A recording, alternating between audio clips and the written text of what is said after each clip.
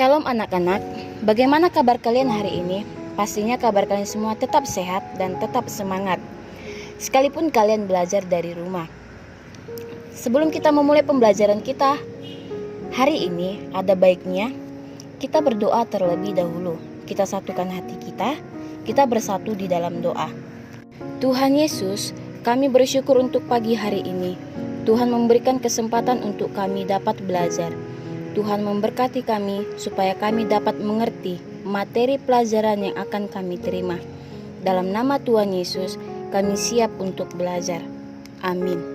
Yang menjadi materi kita hari ini yaitu jadilah berkat bagi sesamamu. Adapun tujuan pembelajarannya yaitu yang pertama, menjelaskan apa itu makna berkat dalam kehidupan manusia dan membuat contoh pengalaman menjadi berkat dalam kehidupan. Yang kedua, menjelaskan apa saja yang dapat kamu lakukan sebagai saluran berkat bagi sesamamu. Yang ketiga, bagaimana cara kita menghayati peran sebagai saluran berkat Allah, dan berikan contoh dari tokoh Alkitab perbuatan yang mencerminkan saluran berkat Allah bagi sesama. Baik, Ibu akan menjelaskannya. Yang pertama, terlebih dahulu, apa makna berkat bagi sesamamu? Pengertian berkat adalah memasukkan sesuatu dengan kekudusan, kehendak ilahi, atau harapan seseorang. Mereka juga membuat berkat untuk memulai pelayanan ilahi dalam kehidupan. Makna berkat bagi sesamamu yaitu, dalam Kamus Besar Bahasa Indonesia dikatakan bahwa makna berkat ialah karunia Tuhan yang membawa kebaikan dalam hidup manusia. Di sini Ibu akan memberikan contoh pengalaman yang menjadi berkat dalam kehidupan kita. Contohnya, coba kalian perhatikan gambar tersebut. Ada seorang tukang becak tua. Dia sangat miskin, tinggal di rumah kumuh di lingkungan pemulung. Setiap penghasilan dari menarik becak, dia sumbangkan ke panti asuhan untuk anak yatim piatu. Dia hanya mengambil sebagian dari penghasilannya untuk membayarkan kontrakan rumahnya, yang dimana dia membayar kontrakan dalam satu hari tersebut dan membeli makanan seperti roti untuk dia makan. Walaupun kakek tersebut dalam keadaan miskin, tetapi sang kakek sangat menikmati hidupnya. Dia tetap bersuka cita hingga usia 80 tahun. Dia dipanggil Tuhan, dia diberkati Tuhan, dan ia salurkan berkat itu untuk orang lain. Nah, dari kisah seorang becak tua yang sudah kita dengarkan, kita dapat melihat bahwa manusia diberkati Tuhan Yesus sebagai berkat sejati. Tuhan Yesus telah memberikan dua macam berkat kepada kita, yaitu, yang tahu, Ibu akan menjelaskannya. Yang pertama, berkat jasmani, yang dimana berkat jasmani, pemberian berkat dari Tuhan Yesus yang berupa kebutuhan jasmani atau tubuh. Apa ya contohnya? Nah, bisa kita lihat dari gambar tampilan, yang dimana yaitu sandang, pangan, dan papan. Yang kedua, berkat rohani. Berkat rohani yaitu pemberian dari Tuhan Yesus berupa kebutuhan rohani. Contohnya, keselamatan, penghiburan, dan kedamaian. Saluran berkat apa saja yang dapat kita bagi untuk sesama? Saluran berkat tersebut yaitu, yang pertama, bagikan renungan firman Tuhan atau artikel-artikel rohani setiap harinya. Yang kedua, murah hati. Dimanapun kita, saat membantu orang yang susah, kita harus tetap murah hati. Yang ketiga, ajarkan dan teladani mereka tentang belas kasihan. Yang keempat, memberikan kata-kata yang membangun bagi kehidupan mereka. Di sini kita dapat memberikan beberapa saluran tersebut bagi sesama kita yang dapat membangun hidup kita. Lalu, bagaimana cara kita menghayati peran sebagai saluran berkat Allah dan ilustrasi tokoh Alkitab siapa yang dapat kita contoh perbuatan yang mencerminkan saluran berkat Allah bagi sesama? Dapat dilakukan dengan cara belajar dari lagu apa saja yang kamu ketahui. Di sini dikatakan, Setiap orang adalah saluran berkat yang dapat dipakai Allah meneruskan berkat-Nya. Kita semua adalah orang-orang yang diberikan berkat oleh Allah, baik berupa karunia, talenta, kekuatan, dan pikiran ataupun materi yang kita miliki. Karena itu, pakailah dan salurkanlah berkat Tuhan kepada sesamamu dengan tulus hati. Contohnya, kita dapat melihat kisah dalam Injil Lukas pasal 21 ayat 1-4.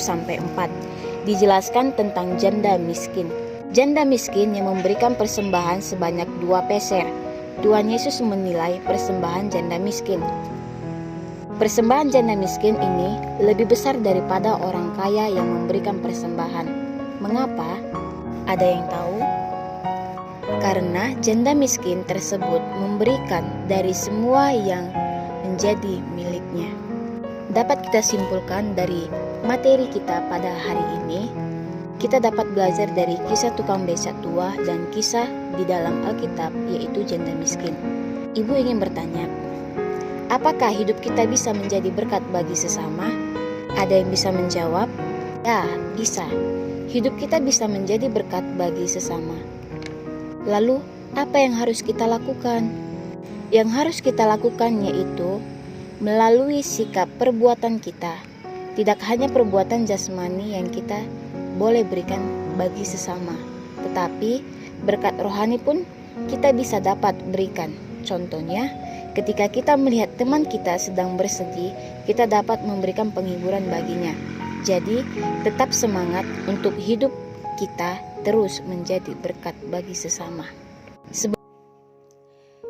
Jadi, karena materi kita sudah selesai pada hari ini, maka Ibu akan memberikan tugas kepada kalian untuk dikumpulkan minggu depan. Catat pertanyaannya.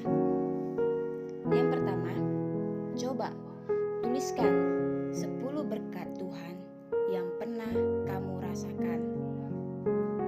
Yang kedua, coba sebutkan terdapat dari kitab mana mengenai tentang berkat. Yang ketiga, sikap seperti apa yang dapat kita tunjukkan kepada orang-orang agar kita dapat menerima berkat. Yang keempat, berkat apa yang paling sempurna yang pernah kamu dapatkan di dalam kehidupan kalian. Pada hari ini, sebelum kita mengakhirinya, kita berdoa terlebih dahulu. Kita satukan hati kita berdoa. Sungguh kami berterima kasih kepadamu Tuhan atas berkat yang Kau berikan kepada kami hingga pada saat ini. Tuhan Yesus yang baik, terima kasih untuk kesempatan saat ini.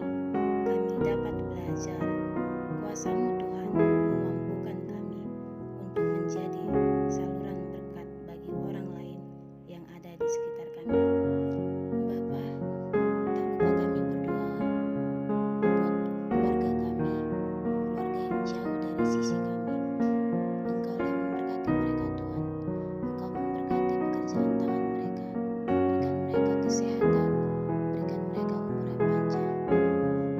Hadirlah Engkau Tuhan di tengah-tengah mereka, agar pekerjaan yang mereka lakukan dapat berjalan dengan lancar. Hanya di dalam nama anak-Mu, Tuhan Yesus Kristus, kami bersatu di dalam doa dan kami mengucap syukur kepadamu. Amin. Baik anak-anak, sekian pertemuan kita pada hari ini. Sampai jumpa di minggu depan. Tetap jaga kesehatan, tidak boleh ada yang sakit. Jika ada yang sakit dan jika ada yang absen minggu depan, Ibu akan memberikan hukuman kepada yang absen. Sekali lagi Ibu mengingatkannya, untuk tugas kita jangan lupa untuk dikerjakan, tidak boleh ada yang sama. Jika ada yang sama, Ibu akan memberi nilai 0. Sekian pertemuan kita pada hari ini.